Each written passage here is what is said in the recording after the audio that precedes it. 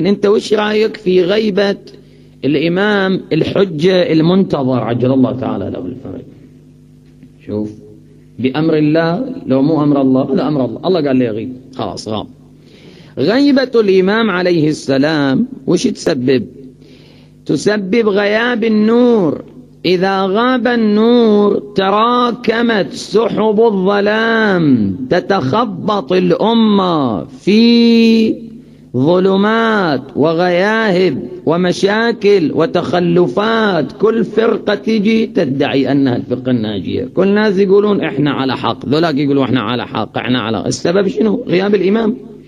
وإلا لو الإمام ظاهر وبإيده زمام الأمر خلاص انحلت كل المشاكل، ما تصير عندنا أي قضية، وكل مشاكلنا إحنا هذه هي أم قضايانا. شوف ما عليك، حتى لو غافلوا الناس وقاموا يعطونهم 100 دينار لو 50 دينار، هاي كلها هاي أبر مخدرة حتى يناسونهم عن القضية الأهم. إحنا هاي مشكلتنا، إحنا هاي أم قضايانا، أم مشاكلنا هي قضية ظهور الإمام عليه السلام. إذا ظهر الإمام انحلت هالمشكلة، بس ما نحتاج كل مشاكلنا تنتهي، كل شيء نلغي. هي هذه أصل قضايانا، وقد اعترف قادة الغرب وزعمائهم بذلك. اعترفوا قبل سنتين، هذا وزير الدفاع الأمريكي هو نفسه يصدر تقرير خطير، كان التقرير يعني يقول إحنا مشكلة عدونا مو إيران ولا فلان ولا علان، لا، مشكلتنا أن عدونا خفي. هذا في تقرير صادر عنه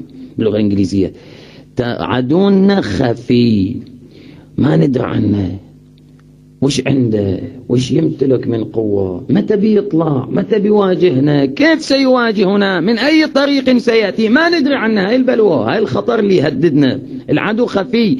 هذه الجمهورية الإسلامية تمهد إليه وتعبد الطريق إلى ظهوره، ولهذا تسبب عقبة عندنا مشكلة هاي، لأن هذا يدرون عنه إذا طلع خلاص يطيح بكل عروش الظالمين، لا يبقى نظام ولا يبقى حكم على وجه الأرض إلا حكم الله عز وجل، ياخذ كل شيء بإيده. فهنا الخطر. هاي من أيام بني العباس، مو من الآن، يعني من قديم كانوا يخافون. كل طواغيت الزمان وكل الحكومات الجائرة التي حكمت الأرض كانت تخاف من هذا المصلح والمنقذ الذي يظهر في آخر الزمان. شوف المشكلة هنا، لو كان ظاهر كان كل شيء بإيده، لكنه طالما أنه قد غاب عاشت الأمة الإسلامية في تخبطات وتشققات وتمزقات وتناحرات. السبب شنو؟ غيبة الإمام. هاي مشكلة، هاي نقطة. كيف عالجها علماء الكلام؟ قالوا إيه، هاي نقطة سلبية لكنها تعوض بنقطة إيجابية أكبر. وين؟ الحكمة الإلهية، مصلحة، لأنها إرادة إلهية، الله أراد له أن يغيب.